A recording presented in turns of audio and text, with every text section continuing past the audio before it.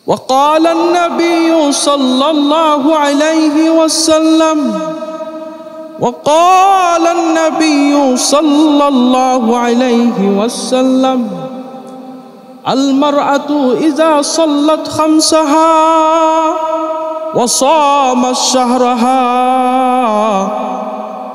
وأحصنت فرجها وأطاعت بعلها فلتدخل من أي أبواب الجنة شاءت।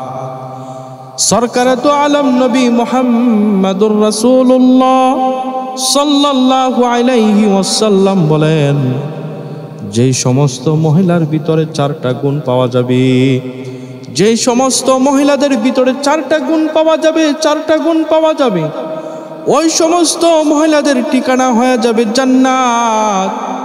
আল্লাহর নবী এক নম্বরে বলেন, যে সমস্ত মহিলারা 5 ওয়াক্ত নামাজ পড়ে, রমজান মাসে রোজা রাখে এবং তার গোপনাঙ্গ হেফাজত করে এবং স্বামীর আতাআত করে, আনুগত্য করে, এই চারটা গুণ যে সমস্ত মহিলার ভিতরে পাওয়া যাবে, ওই সমস্ত মহিলাদের ঠিকানা হয়ে যাবে জান্নাত। কেমন ভাবে? আল্লাহর রাসূল বলেন, ওই মহিলাকে আল্লাহ তাআলা বলবেন, ফালতাদখুল মিন আইয়ি আবওয়াবিল জান্নাতি শাআত। আল্লাহ পাক রব্বুল আলামিন ওই সমস্ত মহিলাদেরকে ডাক দিয়া বলবেন, ও মহিলারা, যাও যাও যাও, তোমাদের জন্য জান্নাতের 8টা দরওয়াজা অপেক্ষা করতেছে। তোমরা জান্নাতের যে দরজা দিয়া তোমাদের মন চাই, ওই দরওয়াজা দিয়া তোমরা আমার জান্নাতে প্রবেশ করো। সুবহানাল্লাহ। মাত্র 4টা গুণ। যেই সমস্ত মহিলারা 5 ওয়াক্ত নামাজ পড়বে এবং রমজান মাসে রোজা রাখবে এবং স্বামীর আনুগত্য করবে এবং তার গোপনাঙ্গটাকে হেফাজত করবে, এই 4টা কাজ যারা দুনিয়ার মধ্যে যে সমস্ত মহিলারা, যে সমস্ত নারীরা করতে পারবে, আমার আল্লাহ ঘোষণা করেন, আমার রাসূল ঘোষণা করেন, ফালতাদখুল মিন আইয়ি আবওয়াবিল জান্নাতি শাআত। ওই সমস্ত মহিলাদেরকে কাল কিয়ামতের দিন আল্লাহ তাআলা ডাক দিয়া বলবেন, যাও যাও যাও, তোমাদের জন্য আমার জান্নাতের 8টা দরওয়াজা খোলা আছে। তোমাদের মন যেদিকে চাই, তোমরা ওই দরজা দিয়া তোমরা জান্নাতের মধ্যে প্রবেশ করো। সুবহানাল্লাহ। এই জন্য আমার মা বোনেরা খুব খেয়াল করে শুনবেন, মাত্র ছোট্ট আমল, এই ছোট্ট আমল যদি আপনি করতে পারেন, তাহলে আল্লাহর রাসূল নিশ্চিত আপনাকে ঘোষণা করছেন, আপনার ঠিকানা হয়ে যাবে জান্নাত। মাত্র 4টা গুণ যদি আপনারা পালন করতে পারবেন। এই জন্য 5 ওয়াক্ত নামাজ পড়বেন, সব সময় মতো নামাজগুলো আদায় করবেন, নামাজের মধ্যে অলসতা করবেন না। এবং রমজান মাস আসলে আপনি রোজা রাখবেন। যদি আপনার অসুস্থতা দেখা যায় ভিন্ন কথা, পরবর্তীতে এইগুলা কাজা করবেন, কিন্তু রমজান মাস আসলে এই বরকতি মাসের রোজা কোনোদিন অলসতা করে ছাড়বেন না। আপনার গোপনাঙ্গটাকে হেফাজত করবেন, কারণ এই আপনার সম্মানজনক স্থান, এটা একমাত্র আপনার স্বামীর অধিকার আছে, এটা যেন জায়গায় ব্যবহার করা যাবে না। আর আরেকটা গুণ হলো ওয়াতাআত বালাহা, এবং আপনার স্বামীর আতাআত করবেন, আনুগত্য করবেন। আপনার জন্য আপনার স্বামী কত কষ্ট করে ওই স্বামীকে একটু আদর সোহাগ দিবেন, মায়া মহব্বত দেখাইবেন, অন্তর থেকে ভালোবাসবেন।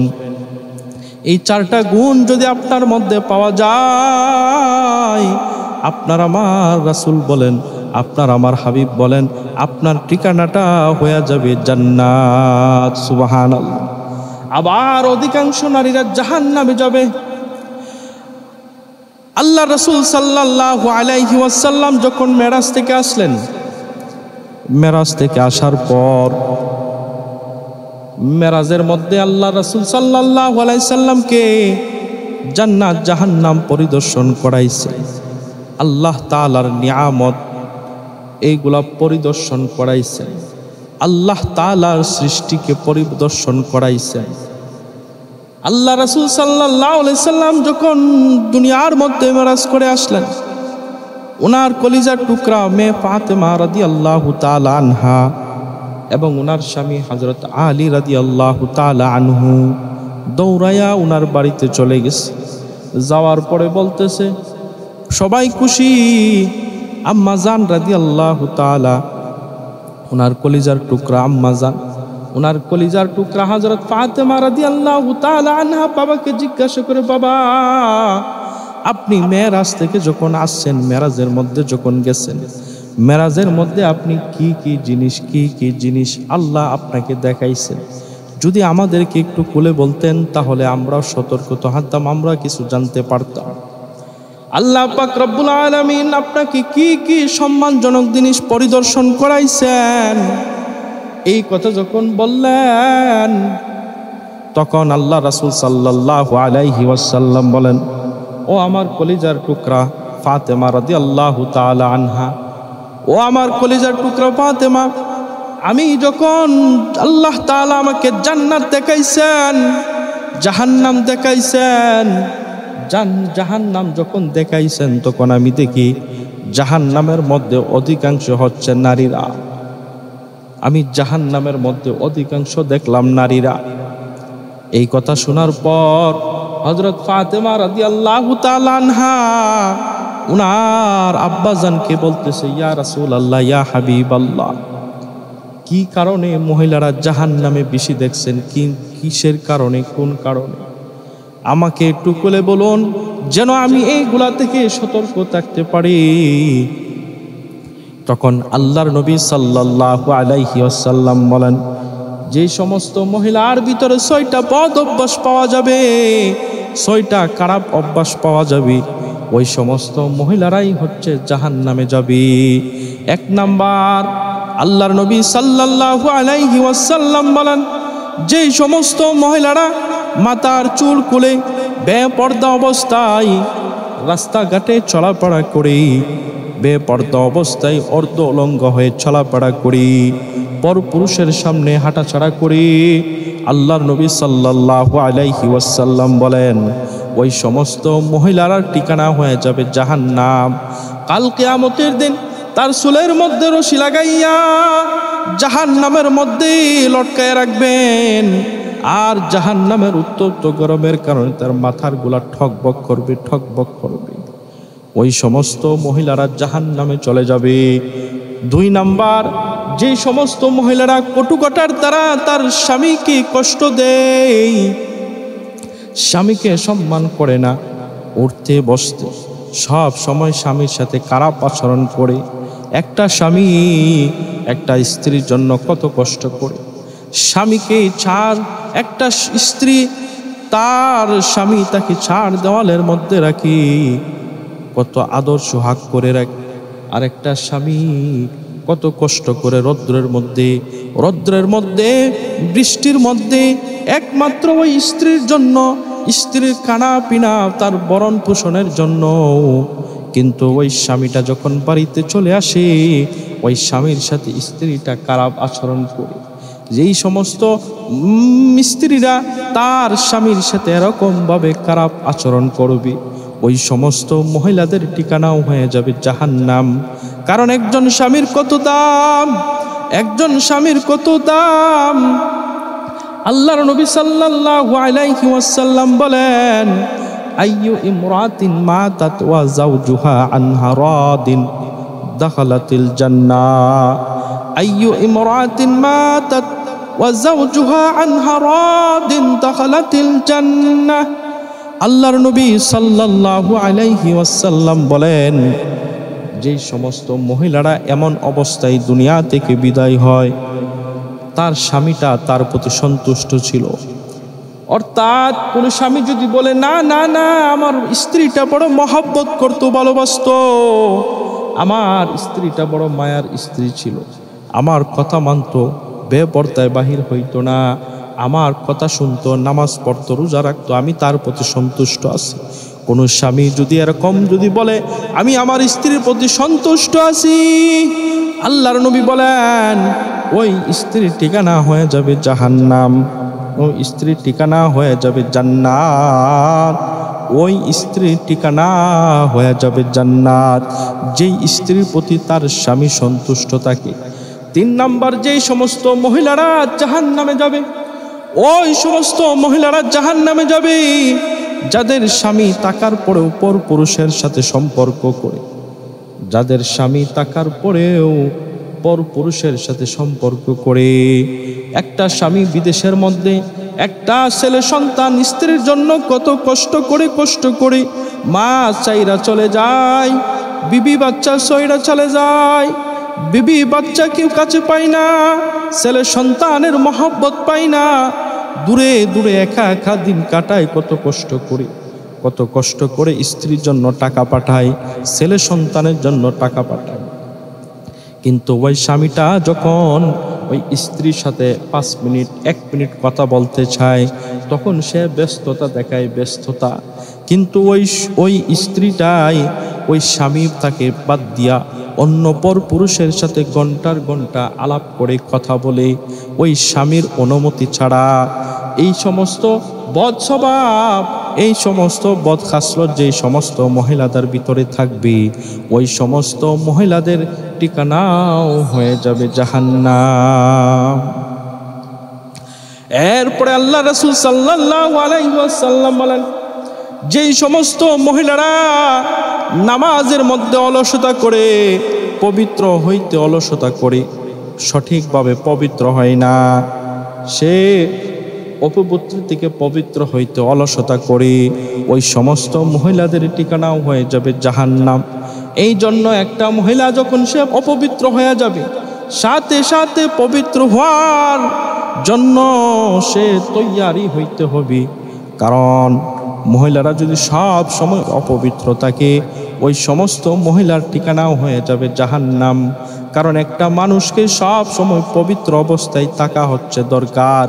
কারণ আল্লাহর নবী সাল্লাল্লাহু আলাইহি ওয়াসাল্লাম বলেন, আত-তুহুরু শাতরুল ঈমান, প্রত্যেকটা মানুষকে পবিত্রতা একটা ঈমানের একটা অংশ।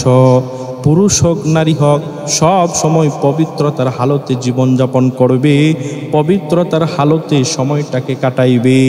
5 নম্বরে, ওই সমস্ত মহিলারা জাহান্নামে চলে যাবে যেই সমস্ত মহিলারা মিথ্যা কথা বলে, গীবত করে, শুধু মানুষের দুশ্চর্চা করে, অমুক ভালো না, তমুক ভালো না, অমুকের ছেলেটা ভালো না, অমুকের মেয়েটা ভালো না, শুধু মানুষের দুশ্চর্চা করে আর কথায় কথায় মিথ্যা বলে।